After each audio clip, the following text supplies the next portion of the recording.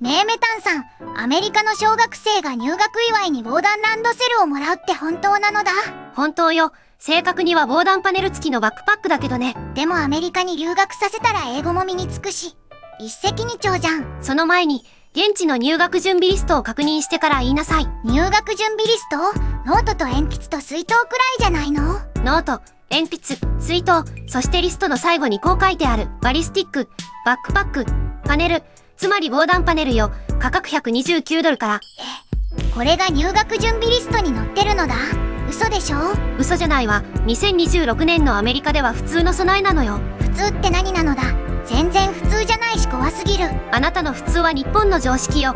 世界の常識じゃないわ。留学の夢がたった今音を立てて崩れたのだ。夢から覚めたならここからは現実の話よ。覚悟しなさい。まず数字を見なさい。エブリターン4がセーフティの統計よ。2018年以降学校での銃撃事件は年間数百件規模で推移しているわ。数百件って年間で数百件なら毎週どこかで起きてるって話でしょ？その計算で合ってるわ。定義は学校敷地内での銃の発射よ。毎週どこかの学校で銃声が響いてる。想像できないのだ。想像できないのが正常よ。でもデータは嘘をつかないわ。でも何百件って全部が大事件なの？誤調もあるんじゃない？死傷者が出なかったケースも含むわ。でも銃声は銃声よ。定義とかどうでもいい。学校で銃が撃たれてる時点で異常なのだ。異常が日常になった国の統計をもう少し見せてあげるわ。学校では銃撃犯への対応訓練、シューティングドリルが日常的に行われているわ。シューティングドリルって何？日本の避難訓練みたいなもの？避難訓練よ。ただし想定は地震じゃなくて銃を持った侵入者。そんな訓練を毎年やってるの？信じたくない。毎年どころか学期ごとに実施する学校もあるくらいよ。子供たちの心は大丈夫なの？トラウマにならない？実際に訓練後の不安症状を訴える児童が増えているわ。さらに言えば防弾バックパック市場は数億ドル規模で成長中だわ。市場が成長してるって買う人がどんどん増えてるってこと？恐怖が需要を生み、需要が市場を動かす悲しい経済原理ね。こんな需要があっちゃいけない。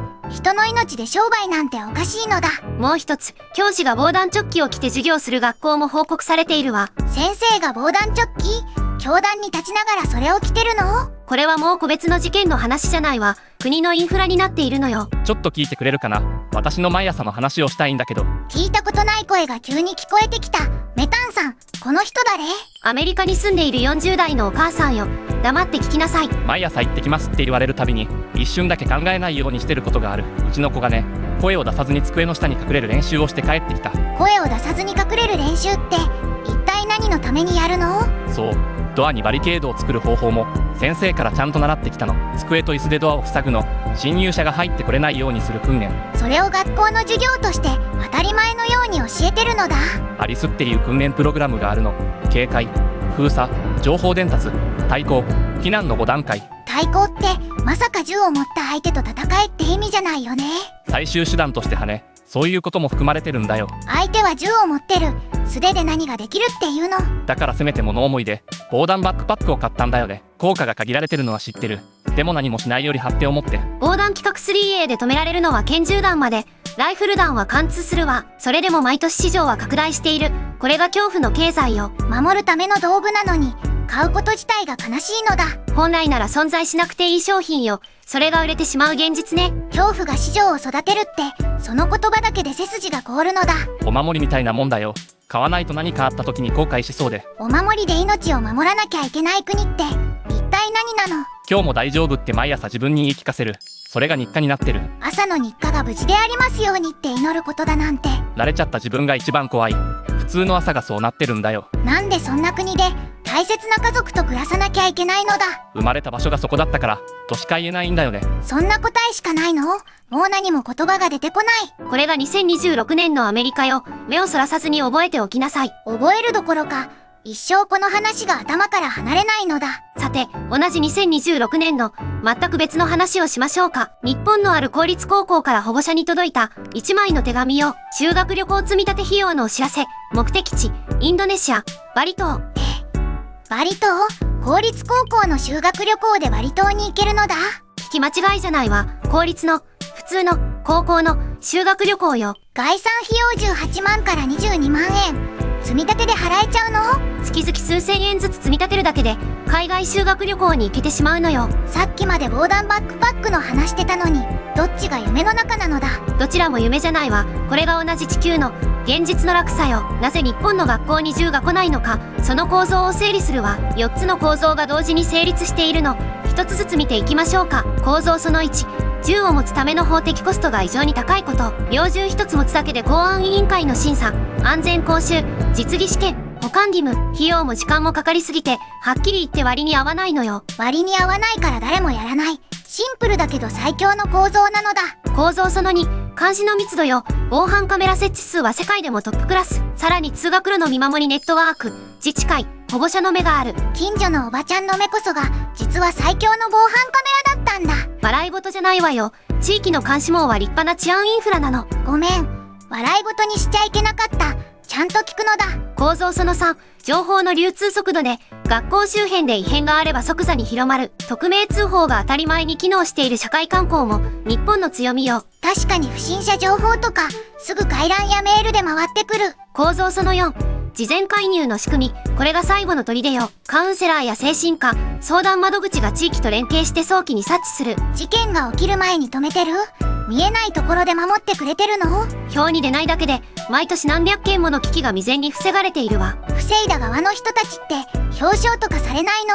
されないわ。静かに守る仕事だから、それでいいのよ。知らないところで誰かが止めてくれてた。すごいことなのだ。だからこそ、この仕組みが崩れないように見張り続ける人が必要なの。みんなが気づかないうちに守ってくれてる。本当にありがたいのだ。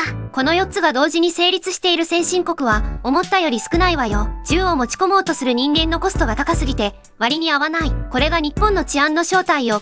偶然じゃなく、構造で守られているの。偶然じゃなくて全部設計されてたのだ。すごいけど怖くもある。修学旅行で海外に行ける理由も、この構造の延長線上にあるわ。外務省の危険情報レベルで行き先を慎重に選定する。これも構造の一部よ。教育機関と旅行会社の交渉力、それに保険体制の整備もあるわ。積み立て制度で月々数千円ずつ払えば18万円を作れる。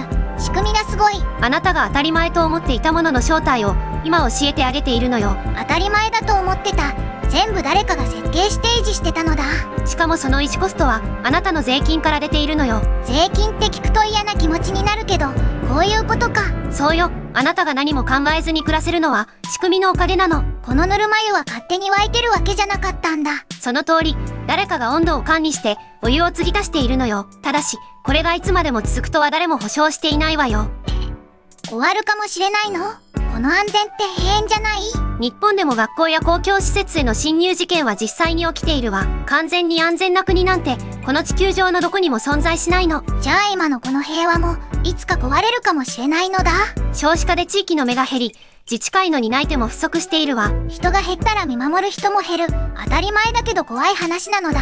防犯は意識のインフラよ。誰かが意識して維持しているから成り立つの。意識のインフラ、目に見えないからこそ大事ってことか。あなたが何も考えずに住んでいるのは、その人たちのおかげよ。じゃあその人たちに、ちゃんと感謝しなきゃいけないのだ。感謝するだけでいいのかしら。ついでに投票所にも行きなさい。急に厳しくなったのだ。でも確かにそうかもしれない。仕組みを維持するのは政治よ。無関心が最大の脅威だわ。わかった。でもどっちにしても日本には居続けるのだ。